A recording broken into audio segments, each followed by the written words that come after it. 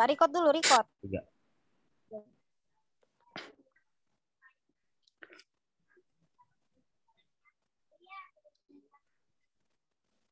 Baik, Assalamualaikum warahmatullahi wabarakatuh. Kami dari kelompok 7 ingin memaparkan hasil laporan dari intervensi program pola pemberian ASI eksklusif. Di sini anggotanya ada saya, Muhammad Mufti Al-Fatwa. Yang kedua ada Reza Baskoro. Yang ketiga ada Nurwana. Keempat ada Fahmi Nurul. Dan kelima ada Siti Oktaviani. Nah, dari sini ada beberapa konten. Yang pertama ada analisis situasi wilayah, yang kedua analisis partisipan, yang ketiga problem tree dan objective tree, yang keempat prioritas masalah, yang kelima rencana program intervensi, dan yang terakhir hasil implementasi program intervensi dan dokumentasi. Analisis situasi wilayah. Apa masalahnya? Masalahnya ada ASI tidak seimbang. Berapa prevalensinya? Di sini dikatakan sebesar 51,74% menurut data Riskesdas tahun 2018. Siapa yang terkena? Anak usia 0 sampai 24 bulan, dan perkiraan penyebabnya ada faktor dari anak tersebut kurang nafsu makan, perilaku ibu yang kurang baik terhadap pemberian makanan pendamping ASI, ibu kurang membawa anaknya ke tempat pelayanan kesehatan khususnya posyandu. Terakhir, ibu kurang tahu umur berapa anak sudah bisa diberikan makanan. Yang kedua, masalahnya adalah hipertensi dan berapa prevalensinya sekitar 29,47% menurut data Riskesdas 2018. Lalu siapa yang terkena? Pralansia dengan umur 45 sampai 59 tahun dan lansia 60 tahun lebih. Perkiraan penyebabnya pola makan yang tidak baik, asupan tinggi natrium, faktor kehamilan. Tempat di Desa Kadubale, Kabupaten Pandeglang. Analisis partisipan. Lanjut. Analisis partisipan. Sini ada kelompok. Ada bayi, ibu balita atau ayah pengasuh, tokoh masyarakat, ibu kader atau ketua posyandu. Kategorinya target, pendukung, dan penanggung jawab target ketika di rumah. Tokoh masyarakat sebagai kategori pendukung dan penanggung jawab. Ibu kader atau ketua posyandu kategori sebagai pendukung dan penanggung jawab wilayah. Karakteristiknya bayi atau balita aktif, agresif, emosi labil, rasa ingin tahu tinggi. Ibu balita atau ayah pengasuh karakteristiknya dipatuhi penyedia makanan saat di rumah pengasuh bayi atau balita. Karakteristik dari tokoh masyarakat dipatuhi penanggung jawab. Karakteristik dari ibu kader atau ketua posyandu dipatuhi ramah dan sopan. Kepentingan motivasi sikap bayi atau balita, kebutuhan untuk sehat, aktif, dan terhindar dari masalah gizi. Lalu ada ibu balita mendapatkan informasi mengenai gizi dan kesehatan bayi atau balita. Tokoh masyarakat mensejahterakan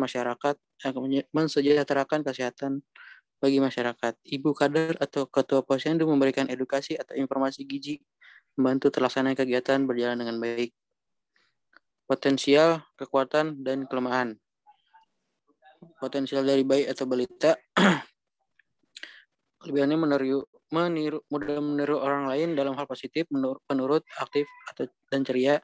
Kekurangannya mudah meniru orang lain dalam hal negatif, emosi, labil, dan mudah menangis. Potensial dari ibu balita atau ayah pengasuh sayang terhadap bayi atau balita. Kekurangannya sebagai tempat peniru bayi atau balita. Potensial dari tokoh masyarakat. Kelebihannya sebagai fasilitator, sebagai penggerak. Kekurangannya tidak mampu mempengaruhi sasaran. Potensial dari ibu kader atau ketua posyandu mampu memberikan informasi yang sudah dipahami. Kekurangannya kurang baik dalam mencairkan suasana. Implikasi bayi atau balita, peningkatan status gizi. Ibu balita atau pengasuh berperan sebagai pihak pendukung terlaksana kegiatan. Tokoh masyarakat sebagai penanggung jawab. Ibu kader atau ketua posyandu sebagai penanggung jawab dan pelaksana kegiatan. Lanjutnya. Selanjutnya di sini ada problem tree dan objective tree. Pertama, ekonomi yang rendah itu menyebabkan makanan beragam pada balita yang rendah, tahan pangan yang rendah, lalu tingkat pengetahuan ibu balita yang rendah. Makanan beragam pada balita yang rendah itu mempengaruhi produksi ASI berkurang. Terus pemberian ASI pun tidak seimbang. Ketahanan pangan yang rendah juga menyebabkan makanan beragam pada balita menjadi rendah. Kemudian produksi ASI berkurang, pemberian ASI pun tidak seimbang. Ekonomi yang rendah itu menyebabkan tingkat pengetahuan ibu balita yang rendah, kemudian pemberian ASI juga tidak seimbang. Selanjutnya ada objektif 3. Ekonomi meningkat, ketahanan pangan akan meningkat, makanan pada ibu balita beragam, tingkat pengetahuan ibu balita meningkat. Dari makanan pada ibu balita beragam itu produksi ASI pun meningkat, kemudian pemberian ASI seimbang. Dari ketahanan pangan meningkat, makanan pada ibu balita pun beragam, produksi ASI pun meningkat, pemberian ASI seimbang. Dari ekonomi meningkat, tingkat pengetahuan ibu balita meningkat, kemudian pemberian ASI pun seimbang. Selanjutnya ada prioritas masalah. Di sini kami memakai metode Delbecq. Masalah apa saja yang kita ambil? Yang pertama ada ASI eksklusif tidak seimbang sama hipertensi pada lansia. Pertama, ASI eksklusif tidak seimbang. Besar masalahnya ini kita kasih poin 9, kegawatan 8, biaya 7, kemudian 6. Nah, di sini ada besaran masalahnya. Kita kasih poin 8, hasilnya 72. Kemudian kegawatannya 8, hasilnya 64. Biayanya ada 6, hasilnya 30. Kemudiannya ada 7, hasilnya 35. Totalnya 201. Kemudian ada hipertensi pada lansia. Kita kasih poin 9, hasilnya 54, kegawatannya 8, hasilnya 64, biayanya 6, 24, kemudahannya 7, 21. Nilai totalnya adalah 163. Yang menjadi prioritas di intervensi kami itu ada di ASI eksklusif tidak seimbang. Kemudian akan dijelaskan oleh teman saya selanjutnya.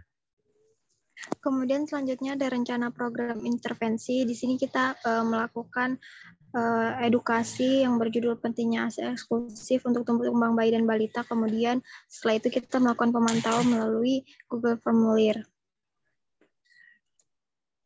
Nah, rencana program intervensi di sini yang pertama ada edukasi, judulnya pentingnya ASI eksklusif untuk tumbuh kembang bayi atau balita. Sasarannya ibu bayi dan balita, kemudian tujuannya itu untuk memberikan pengetahuan terkait pentingnya ASI eksklusif untuk tumbuh kembang bayi dan balita. Kemudian deskripsi program itu di sini kita melakukan di sini kita menggunakan aplikasi Zoom, di mana para peserta ibu bayi atau balita itu mengikuti rangkaian acara.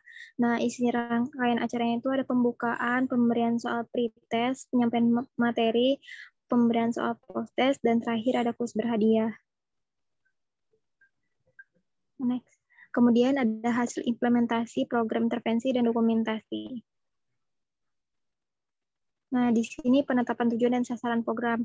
Nah, edukasi yang kami jalankan itu namanya pentingnya ASI eksklusif untuk tumbuh kembang bayi dan balita. Kemudian ada monitoring pola pemberian ASI eksklusif yang menggunakan Google Formulir.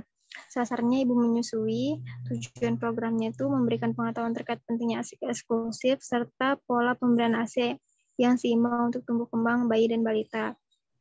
Deskripsi programnya itu ada rangkaian acara yang berisi pembukaan, soal pretest, penyampaian materi, soal post-test, tanya jawab, dan penutup. Next. Selanjutnya ada alternatif program intervensi. Di sini isinya memberikan deskripsi kegiatannya, memberikan materi penyuluhan tentang pentingnya ASI eksklusif, serta pola pemberian ASI yang eksklusif yang seimbang untuk tumbuh kembang bayi dan balita. Nah, pokok bahasan yang kami bahas itu yang pertama ada pengertian ASI eksklusif, yang kedua manfaat ASI eksklusif, yang ketiga dampak, yang keempat itu memberikan edukasi pola pemberian ASI eksklusif yang harus diberikan ibu kepada balita, yang terakhir ada perbandingan antara susu formula dengan ASI eksklusif. Sasaran dan targetnya itu ada ibu menyusui dengan target 30 ibu menyusui. Metodenya ceramah, tanya jawab, dan kuis. Kemudian waktu dan tanggal kemarin tanggal 10 Juli 2021 jam 10 selama 30 menit. Kemudian lokasinya menggunakan aplikasi Zoom Cloud Meeting di rumah masing-masing. Kemudian alat bantu yang digunakan itu ada PPT, untuk materinya Zoom, kemudian ada G-Form untuk soal pre dan post test, dan laptop. Kemudian evaluasinya kehadiran peserta, peningkatan pengetahuan pre-test dan post-test, pemantauan pola pemberian ASI eksklusif.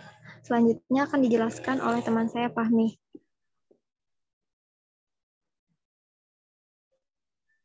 Selanjutnya yaitu asesmen buat intervensi. Dalam program yang kami lakukan ada tiga poin yang kami nilai. Yang pertama adalah kehadiran. Dengan jumlah indikator itu minimal 30 orang peserta hadir dalam kegiatan yang kami jalankan. Yang kedua, pengetahuan.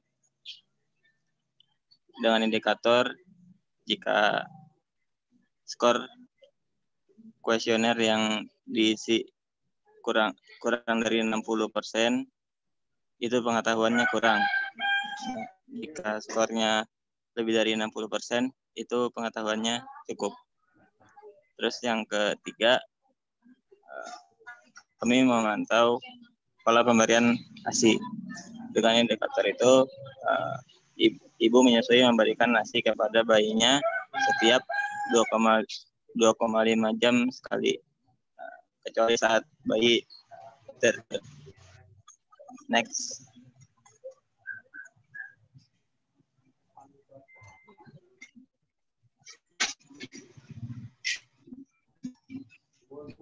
Yang selanjutnya ada POA, Planning of Action, dengan tujuan untuk memperbaiki pola pemberian ASI eksklusif kepada ibu menyusui.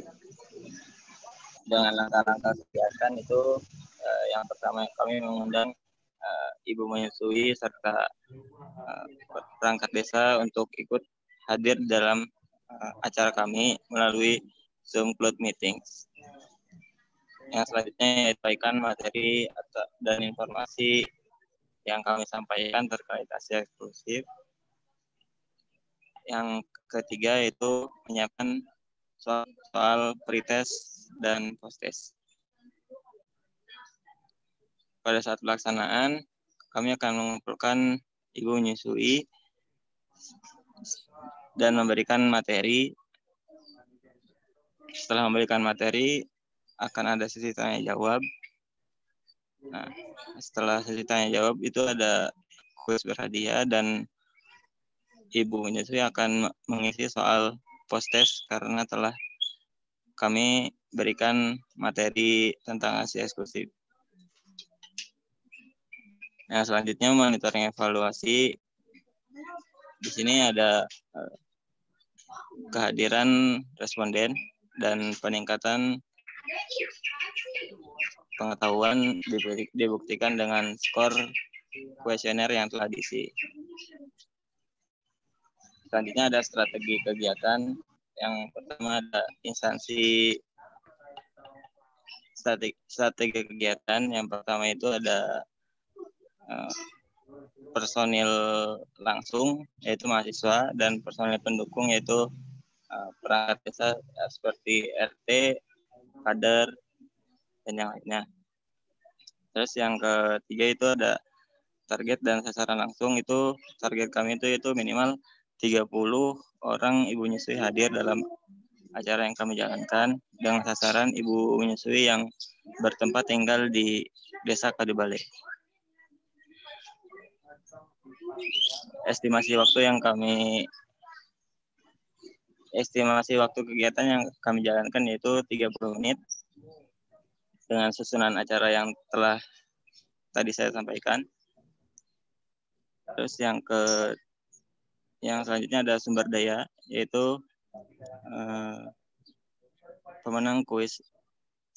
Itu kami menaruh 3 orang dan akan mendapat pulsa sebesar 25.000 dengan jumlah total dana yaitu 75.000.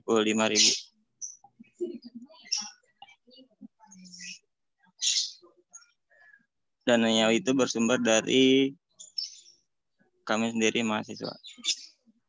Next.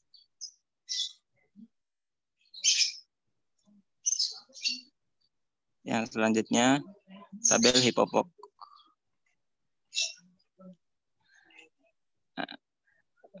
Dengan kegiatan edukasi Asia eksklusif beserta pemantauan pola pemberian Asia eksklusif.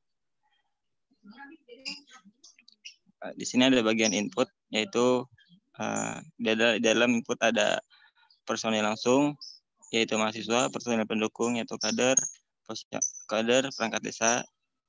Selanjutnya ada sasaran, yaitu ibu menyusui. Ada pemenang kuis sebanyak 3 orang, dan lokasi di Zoom Cloud Meetings. Yang adalah proses. Di proses ini kami ada 3 tahapan, yaitu persiapan, pelaksanaan, dan monitoring evaluasi. Terus yang selanjutnya ada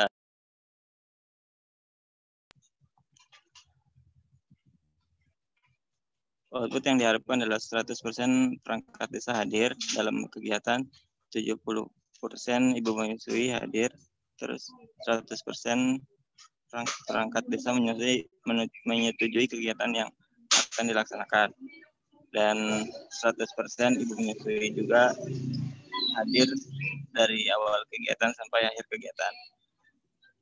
Selanjutnya ada yang terakhir ada outcome. Nah, outcome di sini yang pertama yaitu mendapatkan persetujuan dari perangkat desa yang telah hadir agar kegiatan intervensi yang dilaksanakan dapat berjalan dengan baik.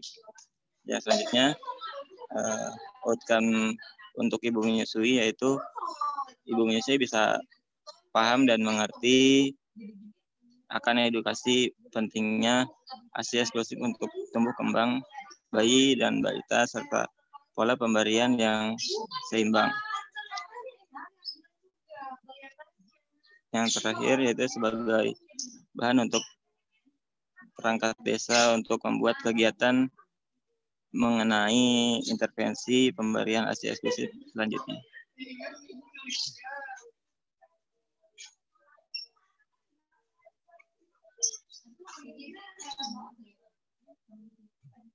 Selanjutnya akan dijelaskan oleh Siti Oktaviani. Selanjutnya PPM, indikator overall goal. Overall goal itu memperbaiki pola pemberian ASI eksklusif.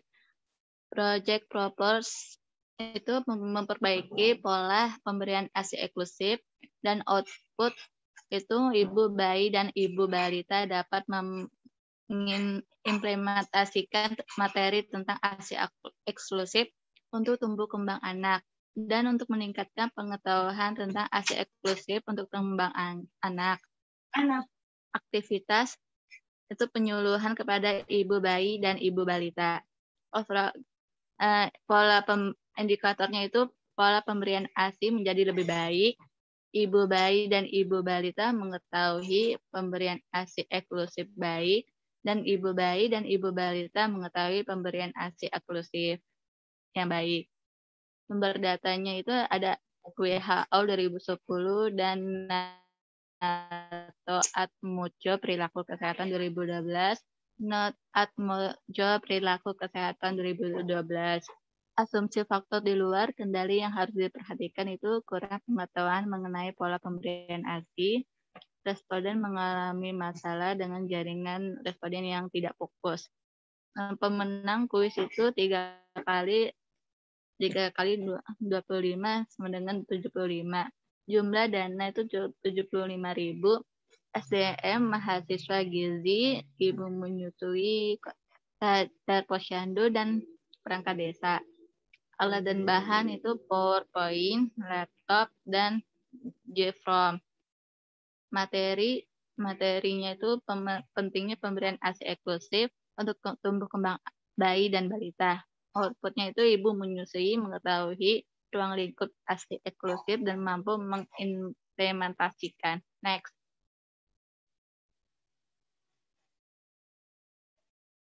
Monitoring dan evaluasi. Variabelnya itu kehadiran, cara monitoringnya itu Google Form, dan waktunya itu tanggal 10 Juli 2021, tempatnya itu di Zoom meeting. Hasil monitoring evaluasinya itu sebanyak 22 orang ibu menyusui hadir. Pengetahuan.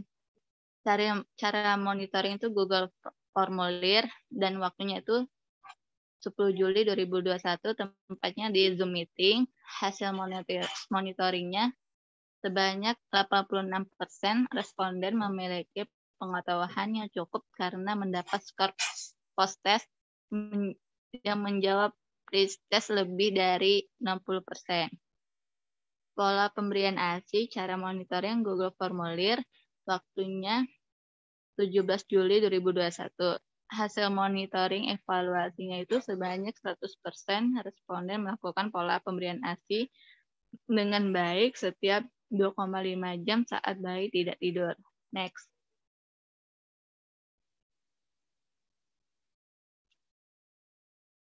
Ini hasil GFROM-nya. Next.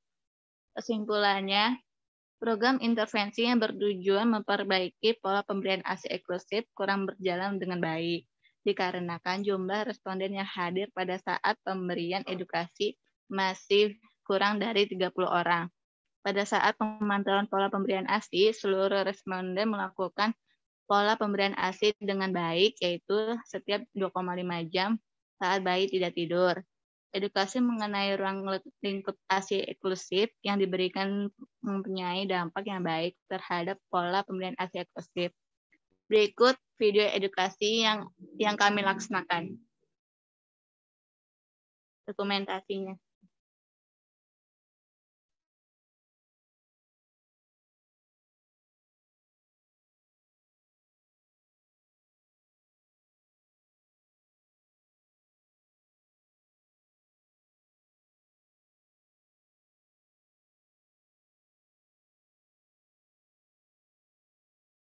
Muncul nggak? Belum.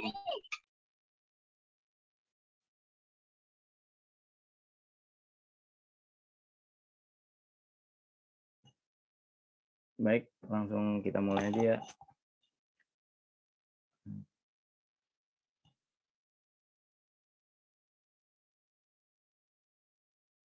Assalamualaikum warahmatullahi wabarakatuh.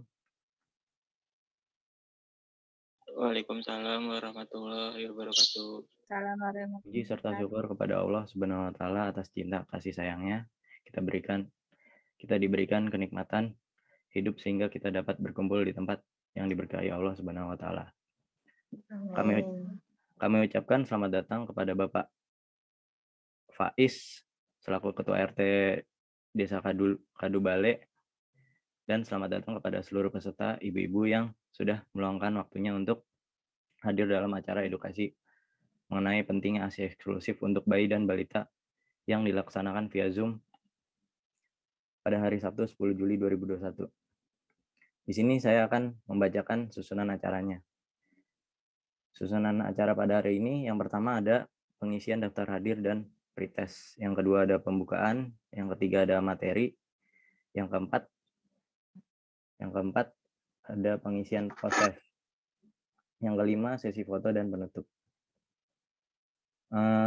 Di pengisian pretest dan post-test ini kami akan memberikan hadiah bagi peserta yang menjawab soal dengan cepat dan benar. Saya sudah jawab. Mantap.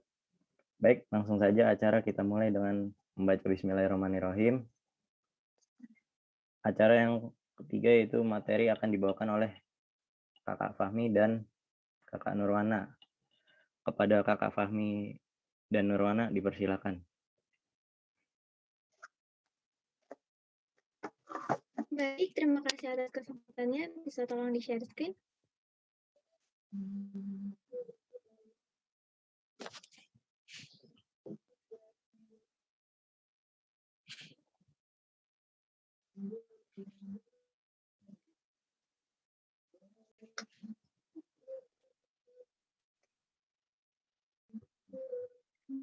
Sebentar ya. Ya, di sini saya akan perkenalkan, nama saya Nurwana. Saya di sini akan mempresentasikan tentang pentingnya ASI eksklusif bagi tumbuh kembang bayi dan balita. Bisa di next.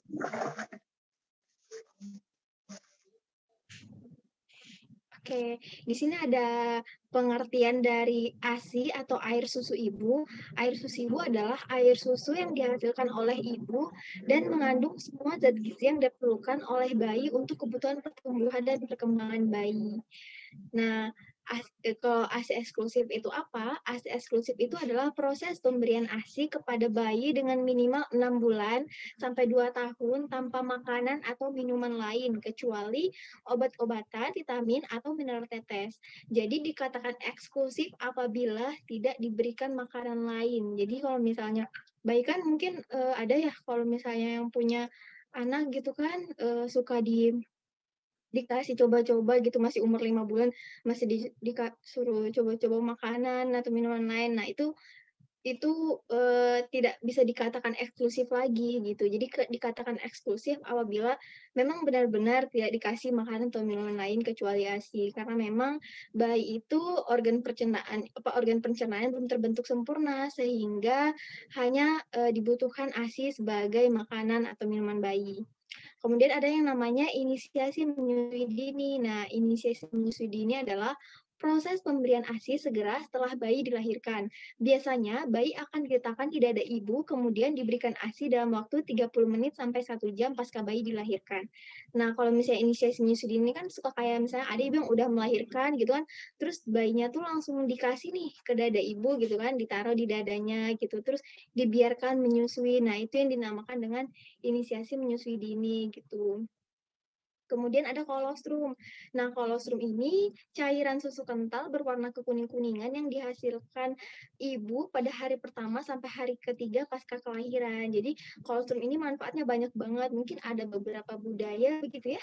Ada beberapa budaya yang mungkin mengira kalau itu tuh susu yang kotor gitu sehingga dibuang gitu. Padahal sebenarnya kolostrum ini atau cairan susu pertama yang berwarna kekuning-kuningan ini sangat banyak manfaatnya untuk bayi dan balita, seperti itu.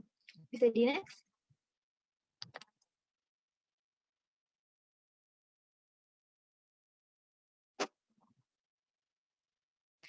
Kemudian ada manfaat manfaat ASI eksklusif. Apa manfaat ASI eksklusif untuk bayi dan balita? Nah, manfaatnya itu banyak banget. Di sini cuma beberapa di antaranya. Salah satunya ada kebutuhan gizi bayi terpenuhi, karena memang ASI itu yang sudah dirancang oleh Tuhan gitu kan untuk bayi, dan itu memang benar-benar sesuai dengan kebutuhan gizi bayi. Makanya lebih disarankan untuk ASI daripada susu formula seperti itu. Nah, kemudian dapat mencegah terjadinya obesitas kepada bayi. Kenapa bisa? Air susu ibu tuh bisa mencegah obesitas karena memang itu air susu itu udah pas banget untuk kebutuhan bayi tersebut. Sedangkan kalau susu formula tadi kan ada yang mungkin tidak sesuai takaran, yang akhirnya berlebihan sehingga menyebabkan si bayi tadi menjadi obesitas seperti itu. Kemudian ada meningkatkan daya tahan tubuh. Nah, ASI itu punya zat yang dapat meningkatkan daya tahan tubuh. Ada antibodi di dalamnya. Kemudian ada meningkatkan kecerdasan, terus kemudian juga bisa meningkatkan jalinan kasih sayang antara ibu dan bayi. Kemudian ASI ini mudah dicerna dan mudah diserap sama tubuh sehingga bayi itu tidak gampang sakit gitu kan, zat gizi yang mudah terserap dalam tubuh. Kemudian ASI ini juga berfungsi membantu gigi dan langit-langit dan rahang tumbuh secara sempurna. Tidak hanya itu, tapi organ-organ lain juga bisa tumbuh secara sempurna karena manfaat ASI tadi, kandungan ASI tadi yang sangat sempurna. Kemudian ada perlindungan penyakit infeksi karena ASI tadi mengandung antibodi sehingga juga dapat melindungi bayi dari alergi.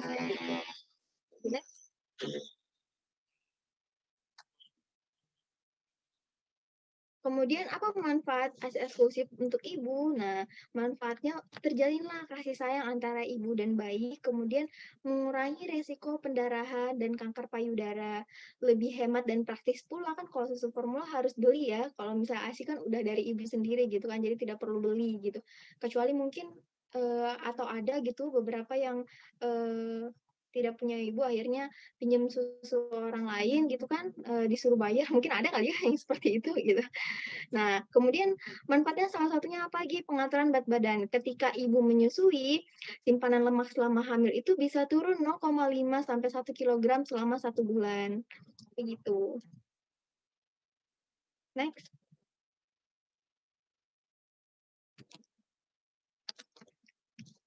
Kemudian manfaat kolostrum. Apa nih manfaat kolostrum tadi yang cairan susu kental? Nah, manfaatnya itu dia mengandung zat kekebalan terutama imunoglobulin A untuk melindungi bayi dari berbagai penyakit infeksi terutama diare.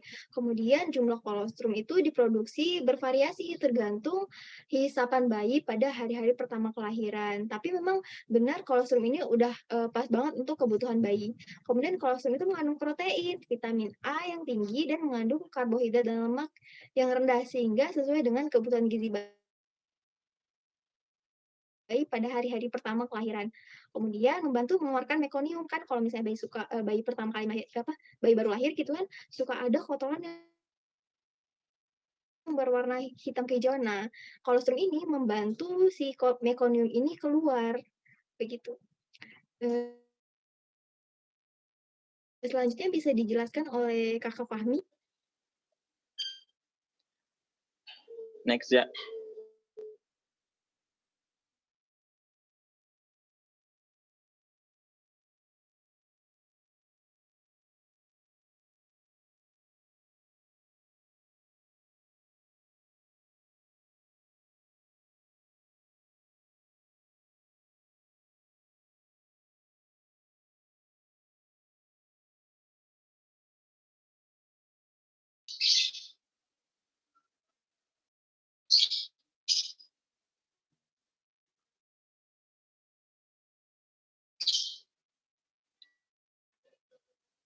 Bisa nggak aja? Udah Mi, udah ganti. Lanjut. Oke. Udah terlihat.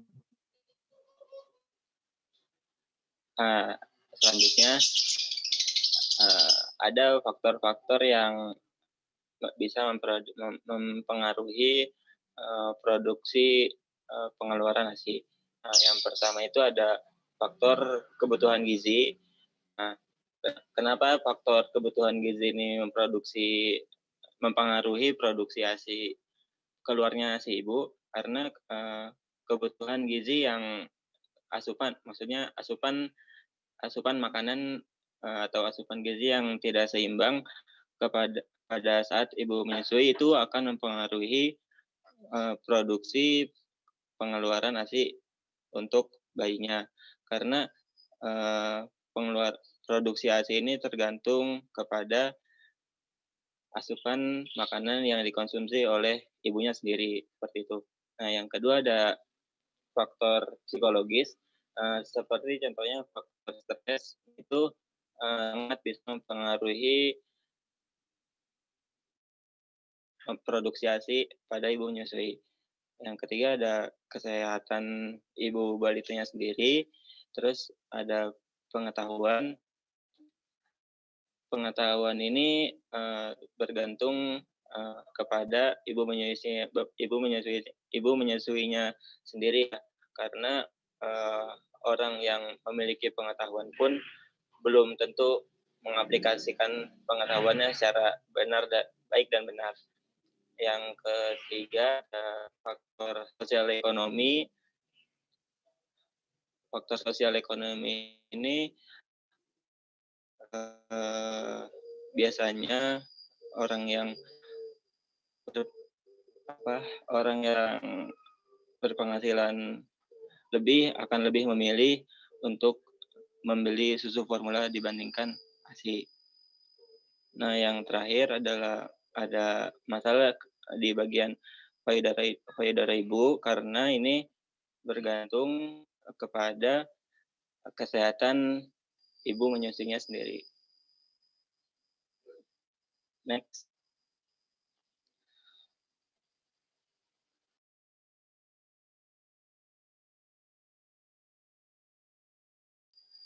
Nah, yang selanjutnya ada tanda kelewatan ya, Jak?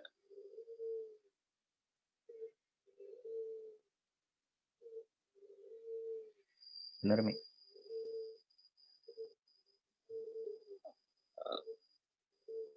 Ya udah. Selanjutnya ada tanda-tanda bayi menyusui secara efektif kepada ibu. Nah, yang pertama itu bayi itu terbuka matanya lebar-lebar seperti menguap dan ke depan persis sebelum bayi merapatkan mulutnya di payudara ibu. Nah, terus selanjutnya bayi akan menarik puting dan sebagian besar areola itu masuk ke dalam mulut bayi. Terus yang selanjutnya itu dagu bayi itu melekuk pada payudara ibu dan hidungnya itu menyentuh payudara ibu. Terus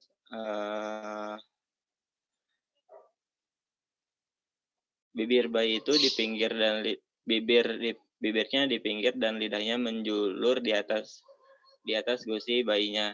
Terus yang terakhir itu rahangnya bergeser secara ritmis. Ketika bayi susui secara ritmis itu secara alami ya. Jadi secara gimana enaknya si bayi nyusunya gitu. Next.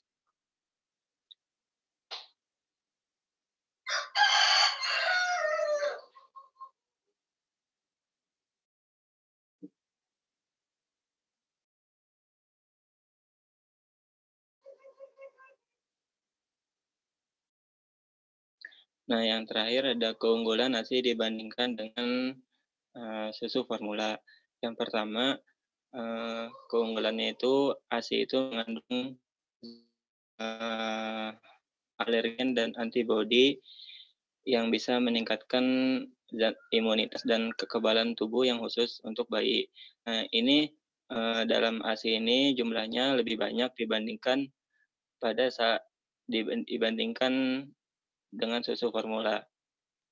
Nah, yang selanjutnya ASI ini tidak menimbulkan alergi kepada bayi. Nah, sedangkan susu formula ada beberapa bayi yang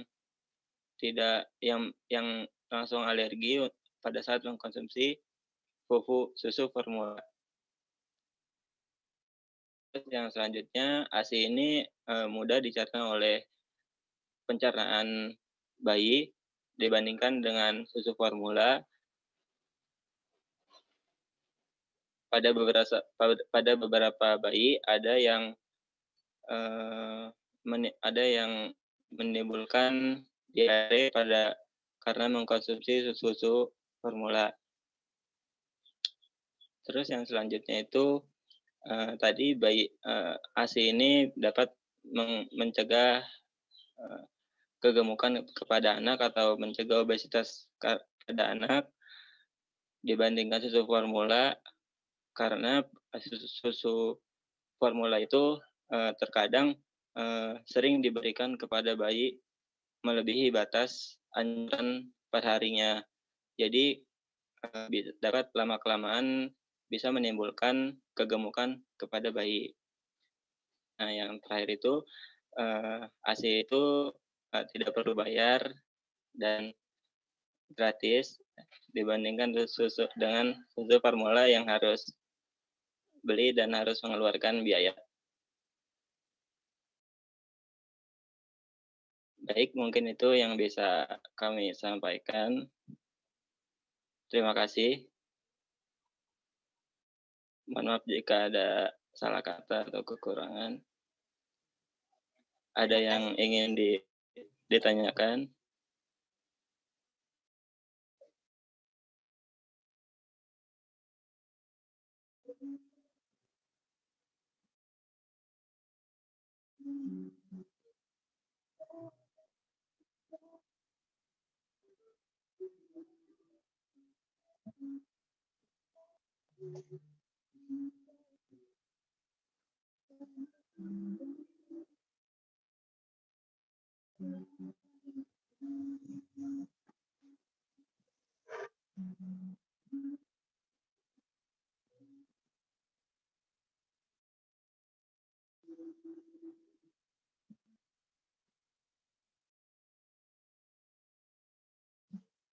Saya mau bertanya nih.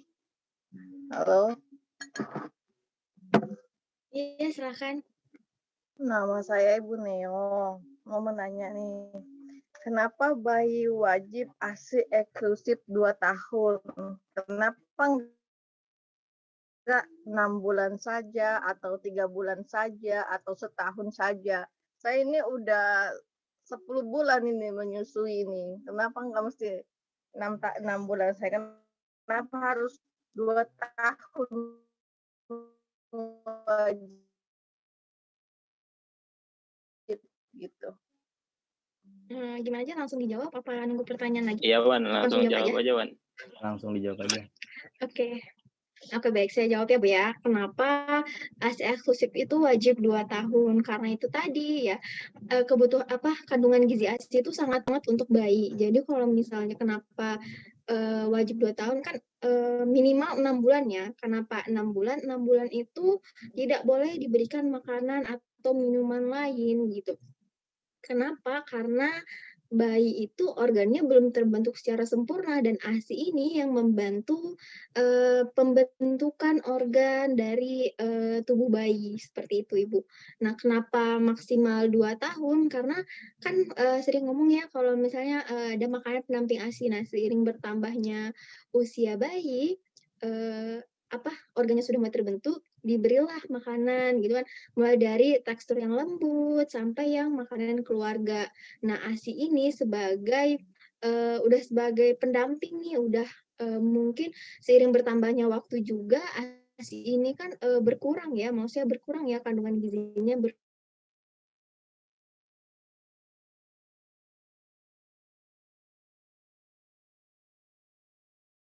bertambahnya waktu. Nah, tidak seperti pertama perlunya, juga kebutuhannya dekat, sehingga perlunya makanan lain sebagai pembantu untuk kebutuhan gizi bayi, sehingga bayi bisa aktif, sehat, cerdas, seperti itu, Ibu. Nanya lagi ya, nggak apa-apa ya? Ya, boleh. Ya. Kalau misalnya nggak sampai 2 tahun, apa ada pengaruh buruk buat si bayi nanti gitu? Iya, oke, bisa langsung jawab ya.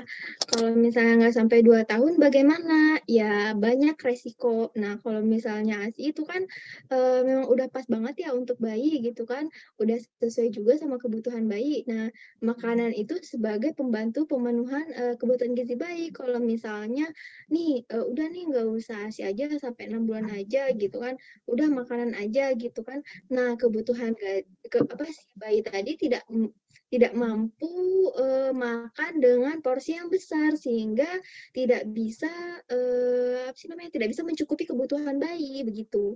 Jadi kalau misalnya sedangkan ASI ini kan kandungan gizinya sangat kompleks begitu kan. Kalau hanya makanan biasa kandungan gizinya itu kurang lengkap, sehingga resikonya banyak, bisa terjadi diare, bisa terjadi kekurangan gizi atau kelebihan gizi begitu. Jadi banyak sekali resikonya, Ibu. Jadi makanya Kemenkes juga menganjurkan kalau misalnya bayi itu diberikan ASI maksimal selama 2 tahun dengan minimal 6 bulan, seperti itu, Ibu. Oke, pertanyaan terakhir ya dari saya. Tapi ini agak parno sedikit ya, Mbak, Mas. Parno maksudnya, saya kan sudah 10 bulan ini menyusui anak saya nih yang terakhir nih. Tapi karena giginya mau tumbuh, jadi puting saya itu digigit-gigit gitu, hampir putus. Nah, maksudnya saya ketika saya ingin memberhentikan ASI, tadi saya mendengar penjelasan bahwa ASI selama 2 tahun. Apa 2 tahun saya harus menderita gitu? Jadi kalau misalnya ada susu yang paling baik lah menurut adik-adik semua, kira-kira susu pendamping apa yang bisa saya kasih ke anak saya yang super aktif ini daripada saya cacat gitu maksudnya. Saya berusaha untuk menyusuin sampai 2 tahun kalau saya mampu. Tapi namanya manusia ya seperti saya nggak mampu sepertinya. Jadi ya mohon penjelasannya adik-adik. Ya maaf, pertanyaannya agak sensitif sedikit lah. Yang namanya ibu-ibu rumah tangga nggak tahu apa-apa ya. Wajar lah dengan adanya kayak gini kan bisa bertanya secara langsung ya. Ya begitu adik-adik, maaf ya. Ya, nggak apa-apa. Mau saya atau Fahmi yang jawab? Bagaimana, Kak Fahmi? Gantian lagi yang jawabnya. Boleh coba jawab ya, Wan. Ntar boleh ditambahin mungkin kalau ada yang kurang. Mungkin kalau saran dari kami itu ibu bisa kalau jika sudah lewat 6 bulan, nah itu ibu bisa lebih memaksimalkan pada makanan pendamping ASI. Jadi ibu bisa tetap memberikan ASI, namun mungkin di frekuensinya dikurangi dari sebelum 6 bulan. Jadi lebih dimaksimalkan kepada asupannya pada makanan pendamping ASI ibu. Jadi ibu juga nggak terlalu sering dalam sehari untuk menyusui anaknya seperti itu. Karena kan itu udah mulai tumbuh gigi, jadi bayinya juga udah bisa mulai mengunyah makanan sedikit-sedikit gitu. Mungkin itu Bu saran dari kami. Wana mau nambahin? Silakan. Iya, betul sekali. Mungkin bisa dimaksimalkan pada asupan makannya MPASI-nya perlu maksudnya perlu divariasikan gitu kan. Ada sayur, ada buah, ada makanan selingan gitu, ada protein, dan bayi itu sangat butuh protein untuk pertumbuhan dan perkembangannya juga. Jadi kalau bisa, kalau memang sakit nih gitu kan, nggak bisa nih menyusui selama 2 tahun, mungkin bisa dikurangi frekuensinya begitu biar ibu juga tidak sakit begitu ya. Atau mungkin anaknya bisa, kalau misalnya kadang bayi ya udah bisa mulai meniru begitu ya, mungkin bisa diajarin pelan-pelan gitu kan, bisa kalau misalnya udah bisa meniru gitu kan, kadang umur yang 1 tahun 2 tahun itu udah bisa udah bisa mengerti begitu kan kalau dikasih tahu gitu ya. Nah, mungkin bisa dikasih tahu ibu sama anaknya atau dilatih anaknya biar tidak menggigit seperti Baik, itu. sudah jelas. Terima kasih ya adik-adik. Saya sudah cukup puas atas penjelasannya tadi. Iya, terima kasih Ibu. Sama-sama Bu. Apakah masih ada waktu Kak Reza? Sepertinya sudah lewat juga ini waktunya. Ya. Seperti itu. Baik, saya tutup ya. Terima kasih atas kesempatannya untuk mengizinkan saya memberikan penyampaian materi. Kurang lebihnya saya mohon maaf. Billahi fisabilil haq, wassalamualaikum warahmatullahi wabarakatuh. Waalaikumsalam warahmatullahi wabarakatuh. Terima kasih kepada Kakak Nurwana dan Kakak Fahmi atas penyampaian materinya.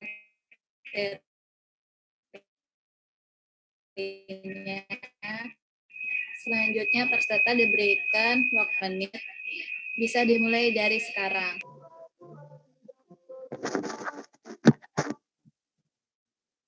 Mungkin bisa sambil foto dulu aja.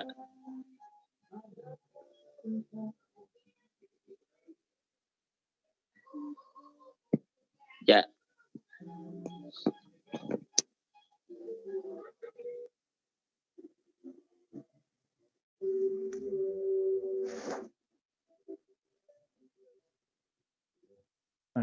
Peserta dimohon mengisi ini dulu ya, post test. Linknya udah saya sebarin di chat, di room chat.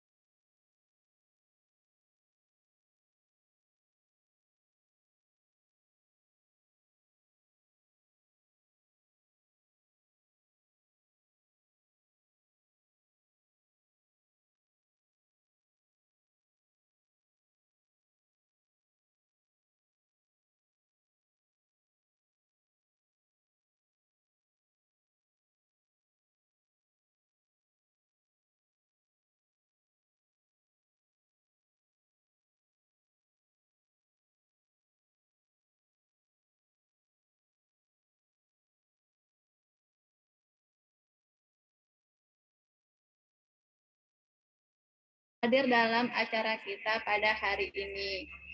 Saya Siti Oktaviani dan Reza Baskoro selaku pembawa acara dan seluruh panitia penyelenggaraan mohon maaf apabila ada sikap dan tutur kata yang kurang berkenan di hati. Hadirin sekalian, bilahi fisabilihaq fastabikul khairat. Wassalamualaikum warahmatullahi wabarakatuh. Waalaikumsalam warahmatullahi wabarakatuh.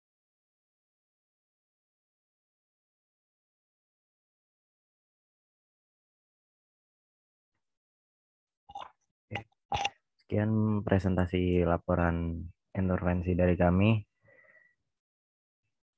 Kurang lebihnya mohon maaf. Kita tutup ya. Wassalamualaikum warahmatullahi wabarakatuh.